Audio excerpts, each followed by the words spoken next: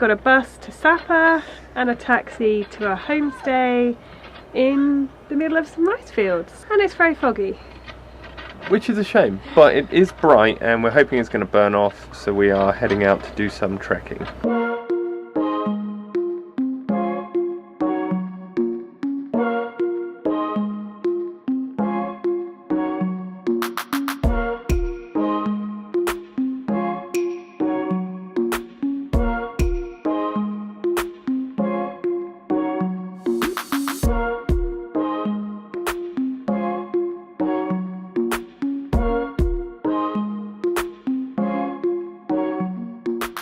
So we got the night train from Hanoi up to Lao Cai, which is really close to the border with China. And from there we got a bus to Sapa and a taxi to our homestay in the middle of some rice fields. I think this is called Tavan Village. So we spent the night here. It is way colder than it was in Hanoi and the rest of our trip in Southeast Asia.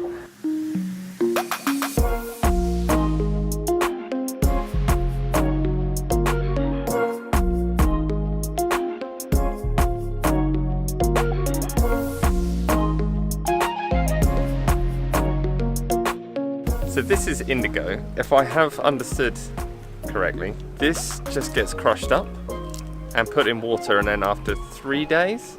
3 days? So after 3 days it gets the indigo colour, and then you can then put your clothes in it and dye them. And I think it is what jeans are dyed with.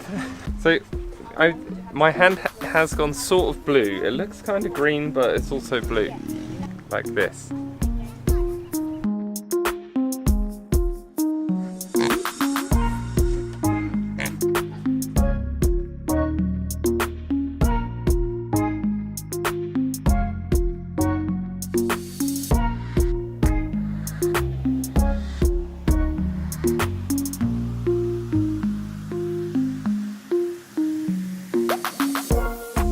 Plant 2 times a year? Yeah, one time. Okay, Yeah, and when do they plant? Yeah, just I plant like that. I share them. In June and July is when you plant? Yeah. I see. Yeah. So this is a lot steeper and a lot hotter than I was expecting, so we're like totally drenched. We can kind of see it, but I doubt it will come out on the camera, but you can see right down into the valley here. I think on a clear day, the views up here must be stunning. And actually, compared to some of the other places we've trekked, with the exception of Nepal, it's probably one of the prettiest areas we've been to as well. I think the mountains here are something like 3,000 meters high. So this is a 3-day-old pig. It's tiny. There's another one.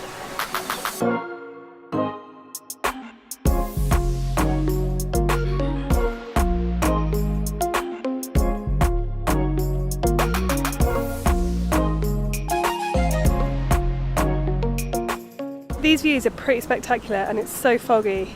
I can only imagine what it'd be like if it was a clear day. It's stunning down there with all the rice terraces. So we've seen rice terraces other places on this trip, but nowhere where the terrain is like as steep as it is here. Like, we're just trekking really through what is farmland, but it's actually fascinating to see how much manual labour has gone into building these terraces, because just moving all the dirt alone is one thing, but then they seem to have diverted all the streams to provide irrigation to everything. It's just a vast amount of work that would be difficult with a ton of machinery, let alone by hand, and these have obviously been here for years and years and years. But it's impressive. I wish the weather was clearer, but it's still a really nice trek.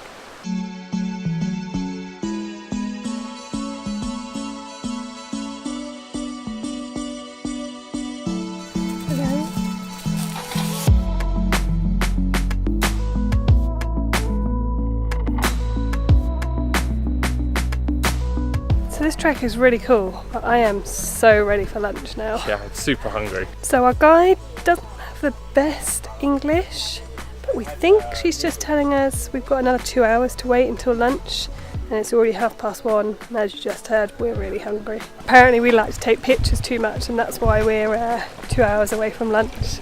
She said other people don't like to take so many pictures, so they're quicker than us. Or it's just that we're really unfit, I'm not really sure.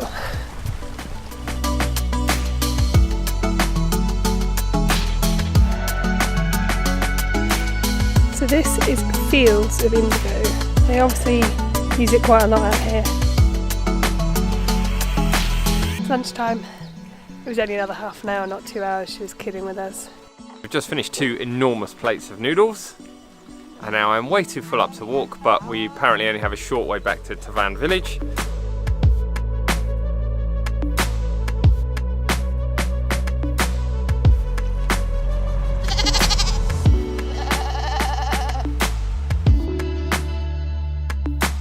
Second part of this walk is definitely much easier than the first part. Oh my gosh. Baby pig.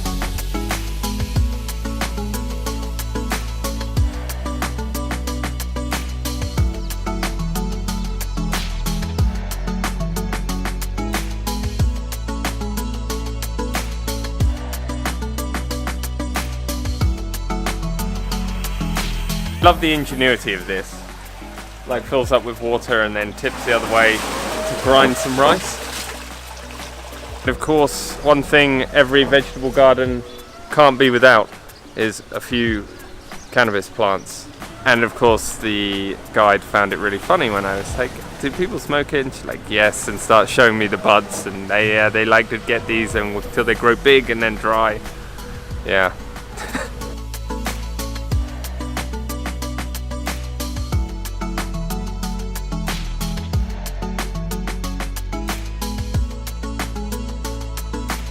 The actual reason they have marijuana plants is because they use the hemp to make materials with, and they dye it with the indigo. I think we're probably just coming to the end of our hike.